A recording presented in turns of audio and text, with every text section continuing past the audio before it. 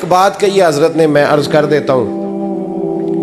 मुहद्दिस इब्न जौज़ी रहमतुल्लाह अलैह एक बुजुर्ग के बारे में फरमाते हैं, वो कहते हैं कि घर में कोई काम कराना था, काम होते हैं ना छोटे मोटे घर में, तो फरमाते हैं मैं मजदूर लेने गया बगदाद में।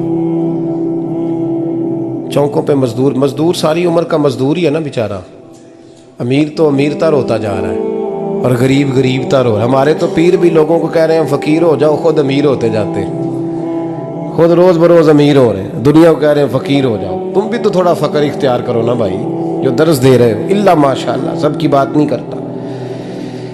फरमाते हैं कि मैं ना मजदूर लेने गया, बगदाद के चौक में मजदूर बैठे होते थे, तो मेरी उन मजदूरों में से ना एक नौजवान बच्चे पे नजर पड़ी। बड़ा कमज़ोर सा वजूद था, लेकिन चेहरे पर इबादत का निशान था। माथा बताता था कि नमाज का बड़ा ख्याल रखता है। मैं उसके करीब गया। चेहरे भी बड़ा कुछ बताते हैं ना, चेहरों में भी बड़ी रानाई होती है। फरमाते हैं मैं करीब गया, मैंने उसको कहा बेटे मजदूरी करोगे? तो कहने लगा मजदूरों में बैठा हूँ तो हुजूर मजदूरी के लिए ही तो बैठा हूँ। तो मैंने कहा कि चलो फिर। कहने लगा नहीं, मेरी कुछ शर्तें। मैंने कहा बताओ? कहने लगा पहली शर्त यह है कि लोग 4 दिनार दिहाड़ी लेते हैं, मैं 3 दिनार लूँगा। मैंने कहा यार भाई तो बड़ी बेहतरीन है, बाकी भी इस तरह की रख ले। उसने कहा हुजूर दूसरी शर्त यह है कि मैं आपकी मुकम्मल बात मानूंगा, लेकिन जब अजान हो जाएगी फिर आपकी नहीं सुनूंगा। तीसरी बात उसने ये की कि हुजूर मैं आपके घर में काम करूंगा पर आपके किसी सवाल का जवाब नहीं दूंगा। कहते मैंने कहा यार तू बड़ा अजीब है, शर्तें तो मालिकों की होती हैं। कहने लगा जी बहरहाल मैं शर्तें लगा के जाता हूँ। फरमाते हैं मैं उसे घर ले आया, काम मैंने उसको बताया, तो जो काम मजदूर सारे दिन में करता है ना, उसने 2 घंटे में ही कर दिया। हमारे मजदूर सिगरेट पीने में भी तो आधा घंटा लगाते हैं, वो चाय पीने जाएं तो पौना घंटा वहाँ। उनको भी तो दयानतदारी करनी चाहिए कि नहीं करनी चाहिए? ने मुआहदा किया है ना जी, तो पूरा उतरना चाहिए ना। कहते 2 घंटे में। अब काम जब बंदा शुरू कराता है तो काम और निकल आता है। कहते काम मैंने उसको और बता दिया, वो करने लगा। उसने मिट्टी निकाल के रखी थी बाहर रास्ते में, तो अजान हो गई जोर की। उसने वहीं कुदाल छोड़ी कही और चलने लगा। तो मेरा बेटा कहने लगा इसको जरा बराबर कर दो। कहने लगा चुप कर जा, तेरे बाप से बात हुई थी, जब अजान होती है तो मैं किसी और की नहीं सुनता, सिर्फ अल्लाह रसूल की सुनता हूँ। कहते हो मस्जिद चला गया, नमाज पढ़ के आया तो दोपहर का वक्त था। मेरी बीबी कहने लगी इसको को खाना खा ले। कहते हमने कहा खाना खा लो, तो कहने लगा मैंने रोज़ा रखा हुआ, रमज़ान भी नहीं था, नफली रोज़ा रखा हुआ। फरमाते हैं शाम हुई, मैंने 3 दिनार दिए, तो मैंने कहा तेरा नाम क्या है? कहने लगा मैंने आपसे कहा था मैं किसी सवाल का जवाब नहीं दूंगा। कहते वो चला गया। अगले दिन मैं फिर लेने गया उसे, काम कुछ और निकल आए, तो लोगों ने बताया वो सिर्फ हफ्ते वाले दिन आता है। मैंने कहा क्यों? कहने लगे जी वो कहता है मेरा हफ्ते का खर्चा 3 दिनार है, जब 3 दिनार कमा लेता हूँ तो बाकी सारा टाइम अल्लाह रसूल की जिक्र में गुजार दिया करता हूँ। फरमाते हैं जी अगले हफ्ते मैं फिर लेने गया। मैंने पूरा हफ्ता इंतज़ार किया कि काम उसी से कराना है। मैं जब गया तो मैंने कहा चलो। कहने लगा मेरी शर्तें याद है ना? और मैंने कहा याद है भाई, साथ चल। फरमाते हैं काम कराया, 2-3 हफ्ते वो आता रहा। 1 हफ्ते में गया तो लोगों ने कहा हुजूर आज नहीं आया।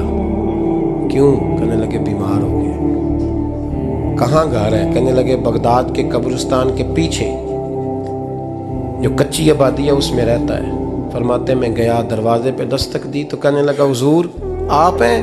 दरवाज़ा खोला है, आ जाइए। फरमाते मैं अंदर गया तो मैंने कहा तुम्हें कैसे पता चला मैं आया हूँ? कहने लगा हुजूर अल्लाह वाले हो, आप नहीं आना था, वरना अमीर तो गरीबों का पता लेने कोई नहीं आते। कहते मैं करीब गया तो कहने लगा मैं आपका इंतज़ार कर रहा था, तेज़ बुखार है, तप रहा। जेब से कुछ पैसे निकाले, कहने लगा ये पैसे रख लें। एक अंगूठी निकाली, कहने लगा हुजूर आज रात को मेरा इंतकाल हो जाएगा, इन पैसों का कफन खरीद के सुबह जनाजा पढ़ के मुझे दफन कर देना, और जब दफन करो तो ये अंगूठी लेके असर के बाद हारून रशीद के पास जाना। आप उसे कहना मैंने मिलना है पर वो आपको टाइम नहीं देगा। आप उसको आवाज़ दीजिएगा कि तेरी एक अमानत है मेरे पास, फिर वो आपसे मिलेगा तो अंगूठी दे दें, फिर आप मेरी तरफ से फारिग हैं। हज़रत फरमाने लगे तेरा नाम?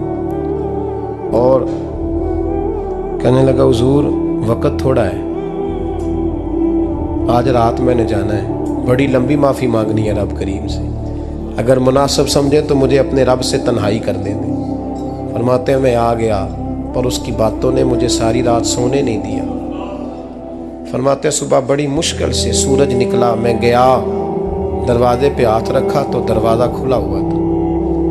अंदर दाखिल हुआ तो खुशबुएं मेरा इस्तकबाल कर रही थी। जब चेहरे से कपड़ा हटाया तो उसका तो इंतकाल हो चुका, इंतकाल हो चुका, ऐसे है जैसे किसी का दीदार करके सोया। कहते मैं तो 2 आदमी ले गया था जनाजे पे, पर पता नहीं दुनिया किधर किधर से आई, कहाँ कहाँ से। अखां जदों मीटियां जमाना मैनू रोवेगा, अपना ते अपना बेगाना मैनू रोवेगा। फरमाते हैं मैं तो 2 बंदे ले गया था, पर पता नहीं मखलूक कहाँ कहाँ से आई। जनाजा पड़ा, दफन किया। हारून रशीद के पास में असर के बाद गया, मैंने बुलाना चाहा पर बादशाह था, मेरी तरफ देखा ही नहीं। मैंने उसको कहा तेरी ये अमानत मेरे पास है। फरमाते हैं वो मुझे कोने पे ले गया, क्या बात है, कमरे में बुलाया, मैंने अंगूठी दी। हारून रशीद तो चीखे मारने लगा, कहने लगा अंगूठी वाला कहाँ है? मैंने कहा वो तो इंतकाल कर गया। कहने लगा मुझे कब्र पे ले चल। कहते मैं कब्र पे लाया तो वो लेट गया, तड़प के रोने लगा। मैंने कहा मेरा कलेजा फट जाएगा, ना उसने कुछ बताया ना तूने बताया, ये कौन था? तो हारून रशीद कहने लगा ये मेरा बेटा था। मैंने कहा तेरा बेटा और मजदूर? कहने लगा हुजूर ये हजरत दाऊद ताई के पास बैठा करता था, उनका मुरीद था, मुझे रोज कहता था अब्बा तूने बड़ी दुनिया इकट्ठी कर ली है, मरते वक्त तुझसे टांगे समेटी नहीं जाएंगी, इतना हिसाब नहीं तू दे सकेगा। मैं इसको समझा देता, इसकी अम्मा समझा देती। ये रोज हमें कहता छोड़ दो, आ जाओ अल्लाह रसूल की बारगाह में झुक जाएं, हम समझ। एक दिन ये चला गया, कहने लगा फिर तुम्हारा रास्ता और है और मेरा रास्ता और है। ये सोने की अंगूठी गलती से इसके पास रह गई थी, गलती से हीरे की अंगूठी चली गई। कहने लगा देखो मेरे बेटे ने आज वो भी वापस कर दी है। फिर तड़प के कहने लगा हारून रशीद था तो ये मेरा बेटा, पर मेरा मुर्शद निकला, मेरा पीर निकला। भाई जिंदगी तो बड़ी थोड़ी है ना। बाबा साहब ने कहा था उठ फरीदा सुत्या, और दाढ़ी आ गया ही पूर, अग्गा नेड़े आ गया, पिछा रह गया ही दूर। उठ फरीदा सुत्या खलकत वेखन जा, मते कोई मिल जाई बख्शिया ते तू ही बख्शिया जा। उठ फरीदा सुत्या झाड़ू दे मसीत, तू सुते रब जागदा, तेरी डाडे नाल परीत। मेरा रब हमें भी अपनी बारगाह में कबूल फरमाए।